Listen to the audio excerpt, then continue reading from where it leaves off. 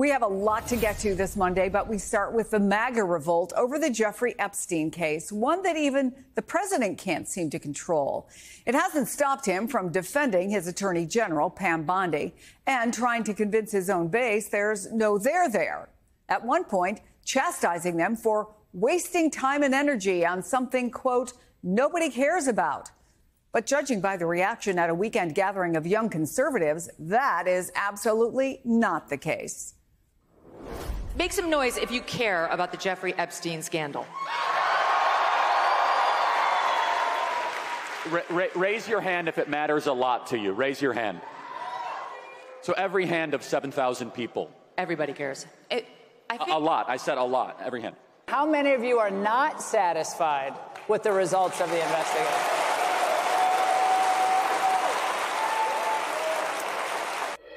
I want to bring in NBC senior national politics reporters Jonathan Allen and Matt Dixon. Matt was at that summit over the weekend.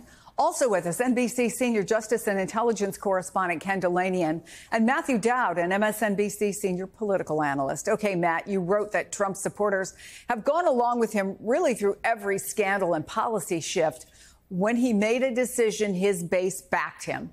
But the Epstein issue is challenging this alliance like never before. And I said you were at the summit. I know you spoke to conservatives there.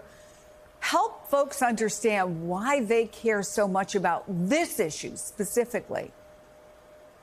Well, it's an issue that Trump and Republicans who support him have talked about for a very long time. Epstein was a campaign trail issue. He built a lot of intensity around this particular issue. And even more recently, even after 2024, where it came up, Attorney General Bondi saying that she had the files, a client list on her desk. They did a binder Epstein evidence review with social media influencers. So that really builds a lot of trust and a lot of intensity with his political base on this issue. And the underlying allegations are so stunning and stark that people really feel it in their gut. So when functionally this weekend in Tampa, the rug was kind of pulled out from underneath them, a lot of people were left both kind of angry and confused. There's concerns about transparency and the direction Trump is going. And you had said it earlier in the open, usually in these moments, Trump has a good ability to bring his base back in. Certainly in Tampa, it felt like it's going to be harder to do that with this one. The intensity was palpable and people were quite angry. Wow. So, Matthew, Tucker Carlson, Megyn Kelly, and then the far-right podcaster, Benny Johnson, all tried to just lay out why this is such a big deal for the base. And Johnson started off by specifically responding to Trump's claim that Democrats are to blame for the Epstein files. By admitting that the Epstein files are real and have been written and that you've read them and you don't like their contents and they were written by your enemies, doesn't make the most compelling case as far as I'm concerned. Holy moly.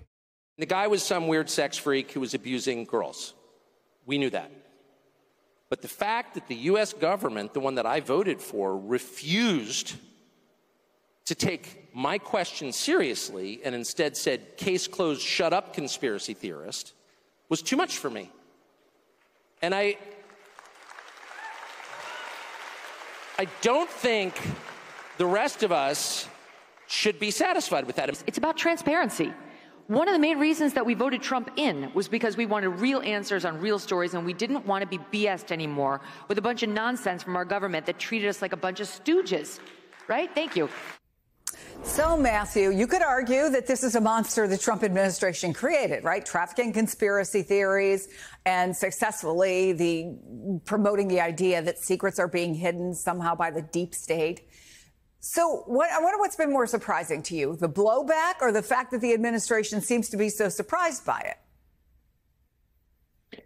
I'm not really surprised by the blowback at all, because once you, as you say, it's like Frankenstein. Once you create a monster and release it, then you shouldn't be surprised when it starts destroying the village. So I'm not surprised about the blowback. I'm surprised about how Trump and others around him made this an issue to begin with, knowing the vulnerability that Donald Trump has related to Jeffrey Epstein.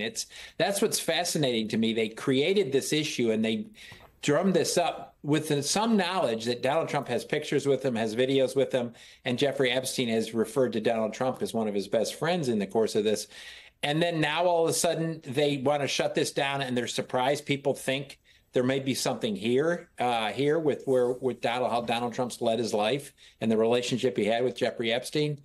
But I think this is sort of one of these things when Donald Trump's voters don't have a rational connection to why they didn't vote because of some 10 policy issues. They didn't vote. They have an emotional connection to Donald Trump, and they had an emotional connection to this Jeffrey Epstein issue. And a rational argument is not going to break an emotional connection. So you've been reporting, Ken, about how this is playing out behind closed doors within the administration. And probably the most fascinating and consequential part of this is the growing rift between Pam Bondi and the FBI Deputy Director, Dan Bongino. So tell us where that stands today. Yeah, I want to be clear about something up front, though, Chris. What the Justice Department said last week in that statement is consistent with years of NBC News reporting and reporting by other news outlets.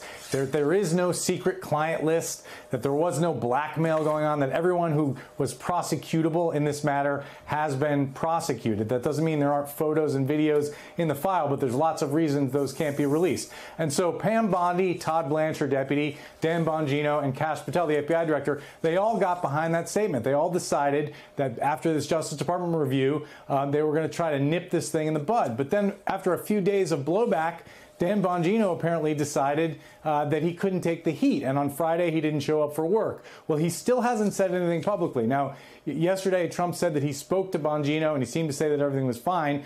Trump also appeared with Pam Bondi in public and appeared to give her the thumbs up. And what I'm told by officials close to the situation is that Trump so far is supporting Bondi, even though a lot of the criticism from MAGA world, because they don't like to criticize the president, has been directed at her. So far, Trump seems to be with her. He's got surrogates out there on X trying to justify what the Justice Department has done. But she herself stoked these conspiracy theories, as you guys have been saying. So did Kash Patel. So did Dan Bongino. This is a really tough genie to put back in the bottle, especially when you consider that the idea that that Democrats are preying on children runs really deep in MAGA world. It goes to the QAnon conspiracy theories. It's something that a lot of people in that world believe and they don't want to let go of. So, John Allen, what's the level of concern? Are you hearing any level of concern within the White House that this is kind of getting away from them?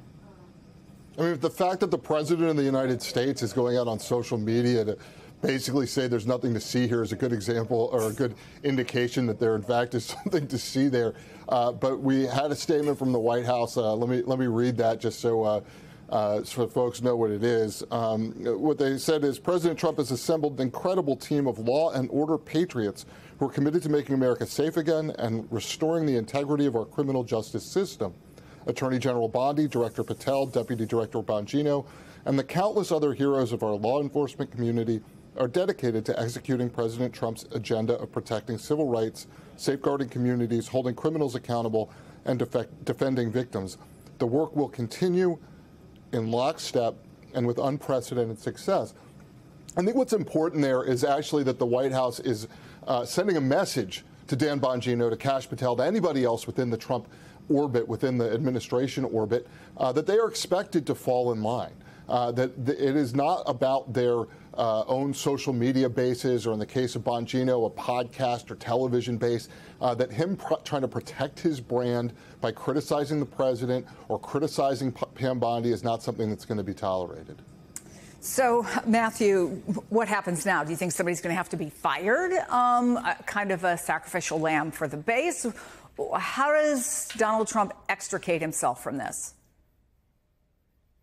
Well, I mean, I don't know if he's going to fire anybody in this, because I think what looks like is happening is they're in some way protecting Donald Trump. All these others are protecting Donald Trump in some ways. I mean, there's who knows what the real reality of this is, and you never know in the Trump world what's going on. My guess is somebody will leave, mainly out of their own desire to preserve themselves in the course of this, whether it's Bongino or Kash Patel or somebody who wants sort of a life post-Donald Trump in this, because I think they're smart enough to know that Donald Trump cuts his losses pretty dang quick. But I think in this case, they're not going to probably fire anybody. They're definitely not firing Pam Bondi, because who's been a loyal servant to Donald Trump in the course of this. But I wouldn't be surprised if one of the other guys leaves. Yeah, and Susie Wiles likes Pam Bondi, so there's also that. But Charlie Kirk, as you know, he's the founder of Turning Point USA, told the Washington Post this. Do I think this is the end of MAGA? No, I've never said that. Do I think the extra 10 to 15% less inclined to vote bros that are trading crypto and wake up at 2 p.m. every day, do I think they're going to be like, screw it? Yeah, that's a huge risk. And here's what Steve Bannon said about what he thinks the possible impact is at the midterms.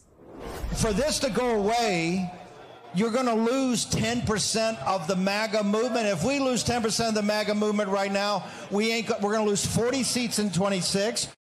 Matthew, is there real political danger for Republicans here? Yeah, I mean, I think there's a whole added thing that keeps adding up, and this is just another issue. It's normally bad in a midterm. Normally things go bad for the incumbent party. We have that the case historically. It normally goes really bad when you have a president with a 41 or 42% job approval number. That's what we have. And then it normally goes really, really bad when you have a president with a low job approval who passes as a signature piece of legislation, his big, beautiful bill, which is not liked by a net more than 20% of the country. I mean, but net almost 60% of the country don't like his signature bill. And then you add all these distracted scandals that are coupled with every time there's some new tariff and people are confused about the chaos and all this. I think all of this begins to add up a very, very detrimental position for the Republicans in the midterm.